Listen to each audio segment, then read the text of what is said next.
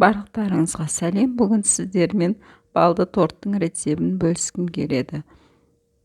Ол үшін бізге сары май, бал, жұмыртқа, шекер, ұн қажет болады. Баяу отта сары майымызды ертіп аламыз. Оның үстіне құм шекерімізді салып, тағы да ертіп аламыз.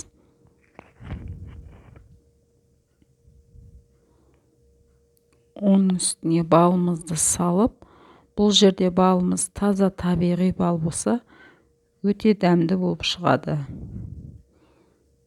Қопсытқышты салып, араластырамыз. Осы кезде бізде реакция жүреді. 2 есеге көпіреді. Суытып алғаннан кейін жұмыртқамызды салып, үстіне ұнымызды аз-аздан қосып араластырып аламыз. Осындай қою қаймақ сияқты теста шығады. 3 ас қасықтан пергамент қағазға салып жаямыз.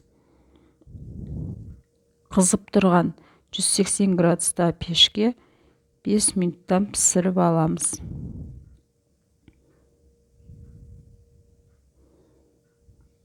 Менде 5 корж шықты. Формаға келтіріп домалақтап аламыз. Коржды салып, блендермен ұсақтап аламыз. Енді бізге крем дайындау керек. Ол үшін сары майды салып, үстіне сгущенканы салып, миксермен араластырып аламыз.